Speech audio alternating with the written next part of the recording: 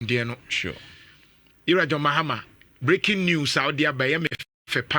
because on also kai one and then my bona baso bako allowance no. Yeah. The second one is say or say a free neko. We a government appointee a Petro yen Tomau. Wabeto Petro. Nhyira John Mahama say what they are some few minutes ago, less than 1 hour, and now I'm a fellas a day at Tuso. But your Facebook na yemfantusu see or say Empo DSTV subscription na bosome so a or say wa hwa wa uchi awade and one no inti government appointee bia no nti mebe kenkan quickly we a breaking news and Tuesday July 15 Nhyira John Dramani Mahama waka wasaye on this notes ye bonabaso. First one, also President Mahama scrap fuel allowance and allocation to appointees. I read, President John Dramani Mahama has effective immediately, I like the word, effective immediately, directed the cancellation of payment of fuel allowances and allocation of fuel to all political appointees. Wow. Chirimu. And you say, Mampeni John Dramani Mahama si free sabre ya se sia ekwi wetwa eye femwo ehu sika ye de ma aban mpanimfu a yebo omudin so omuni dwuma no wetwam ye mfa ma wo mu bim. The directive form parts of a broader curve in government expenditure aimed at cutting costs and channeling public funds into priority areas. Yeah. The president believes that leadership must also bear its part of the sacrifices it is calling on the people to make. I like this. I want to repeat. The president believes that leadership must also bear its part of the sacrifices it is calling on the people to make. The latest cost-cutting measure follows sweeping reduction on the size of government through the appointment of fewer ministers and presidential office staff. Other measures have included stopping satellite TV subscriptions for offices at the presidency and other government facilities. Nana, or say sa enhihia wode be ne beboa ama ka yebo asoman na sika ye no bia yigina no enye nti o betumi atwitwa ka no so na o di sika no akoba bia ese fata se be ye beboa o man no empumtuo na o so wogidi se akanie no etwa se o mo so ede o mo ho ba afore bi Emma wo man no say be ya no ma betumi akoso nti wo se we ye cost cutting na so wo de etika aban no eboso na etumi aboa ma aban no ne kese the size of the government no any appointees no etumi aye kakra bi ne ho ka no so aye kakra bi nti mampani John Dramani Mahama wo se TV subscription so ka ho the DSTV na no mo kokoto no any adede ma wo mo hwe ni free no se since wa no pa no ato ade de aguso and it is a good call and John Dramani Mahama nana because oji fuel say BJ o say yes evu say no say wo hwa na no na me hwe obi de no let's do this o de mate nana ka so mo man sese na say wo na wo say we da bi nana say unse we de be den ene na be den o you can yenya appointees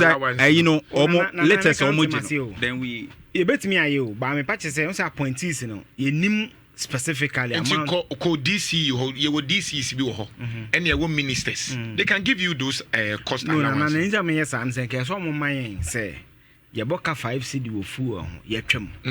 ti later na ye call parliament na budget na ne say bia ye 1 cedi 1 cedi ye de ko ha ba say si ade na na okay nja me yes am say okay chief compound there no yeah unse dum de business kana ye huran aha ko mo mfa man ni nya to ye me yes ade no de ye nye ye musabusa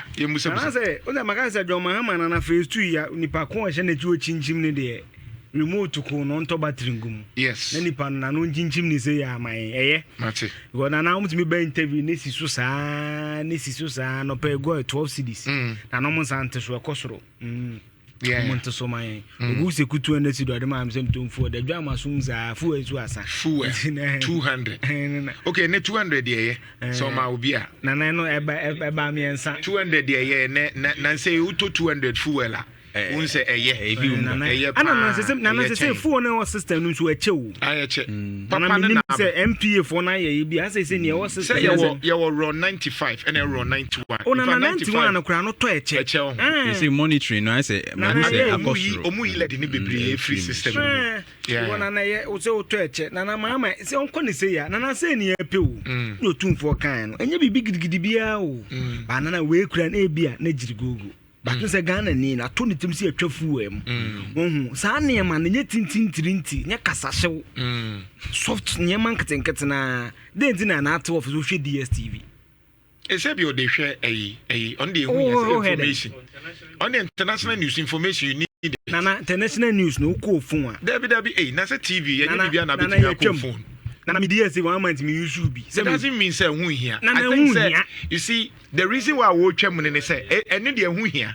you need the DSTV but what he's saying is that if you look at the quantum cost aban no on wa person subscribe it na no I want me ba no so our lands commission na the time be hwe DSTV a wasama na commission a lot of things say what DSTV na wo kana na wo kana why no say all fan say single to say be a minister not in the office no na onu will be bad man na ura departments now offices no bia wo de decode da bia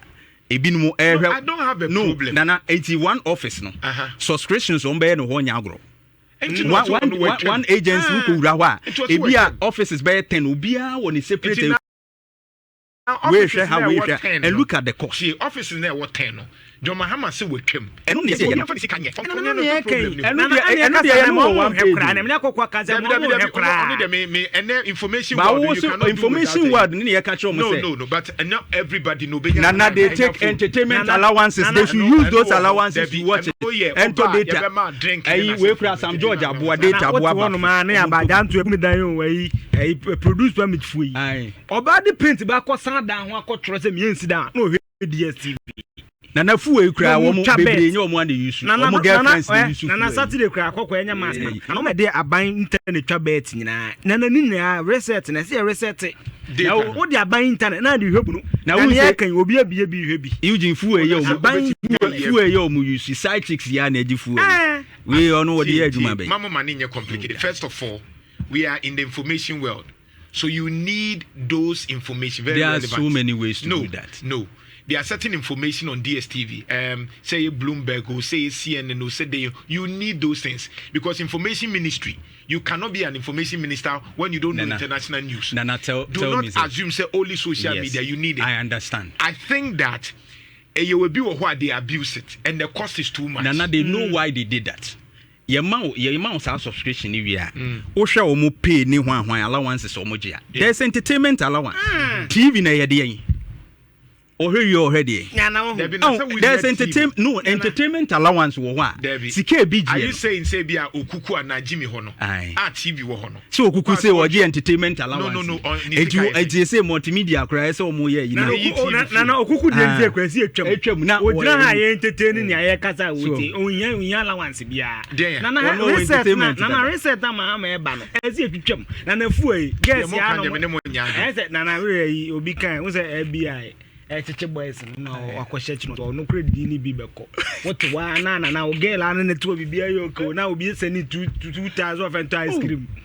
umuzuni uni get to bibia nsi yo what 2000 ko ice cream wa se dwa no 94 no matwam na ye na de ba ko musan twam e convoy tententen no na minister no ko ba bi na ka 3 wo opposition ba interview na bi na bi di boat na eba ebi the boat ana na eba any taxi ni ade ne car 3 wo ye hwan President Mahama na kra kokra na ahwe cars ana ye twitwa ni nyina na sa na marketing kete no na de wo say wow lifestyle kra no twitwa ne marketing kete ayi kakra no for me I think say Nhyira John Mahama and we so oshebo and why until what you are the head of lead mpacho send the monitor all the tracking your man ni nyane so far e bo no share ye no na you na so mo kaftan na krem na no bi ka ye hwe munya de mo ye no na dey until mpacho e no ma bebre wo na etwa mo ababu ayo sika de mo pa at the end of the month na no social democrat t-shirt Debbie banana saa de we no e no ma bi wo ho no man ka me de nkekame a kɛmɛyɛ mmara na hɔ ɔhu deɛ mɛkyerɛ no yɛhu sɛ saa de wɔbɛtumi aboa wɔ man ba sɛ fa no aban foforɔ ayɛ sɛ free SHS na nka ɔmo nyɛ mmara nto so ɛfa no aban bi ba no wobɛtwam ɛbɛyɛ deama no the only thing sɛ ɛbɛbɔ mpa sɛ wei ne bɛfa what happens is that ɛno yɛ sana it become a policy guide so that in central for whoever whether say be whoever become the flag bearer no in NDC will find it difficult or MPP will say Nhyira John Mahama the way aba aboa Ghana for into what is your stance and also pain na until one said the other side will find it difficult yeah John Mahama free senior high school yes to twem be dem nanka NDC for no makuma munya panka free senior high school kometwem ɛna training allowance ne ho ahwan but pushing ne ba ye na afie dru baby no na wo say ye penny wo mu you understand and it is good but it's left with one thing what kind make kai no article 71 why dey saa no emolument no saa no me kai no na na nyɛ sɛ bia me yɛ yo me kai no me kai John Dramani teacher no ɔkyerɛ John Mahama de with the greatest of respect our president Kufuor teacher for the na ebia kyerɛ ko pension kura 100,000 35 years na nsan ko bi UCC kura no man double decker fridge article 71 or 4 years munyai na ye kakra ejobi wo ha at least better within 6 months who say John Mahama still na no ne nyoma ba ko mienu bi na madwa no but still am na mema John Mahama 7/10 ne papa ne ye John Mahama papa ne ye chen kakra ne ne empese obeye na nkosai no but so far still am mema no 7/10 and course no Nhyira college mum and then yes Nhyira college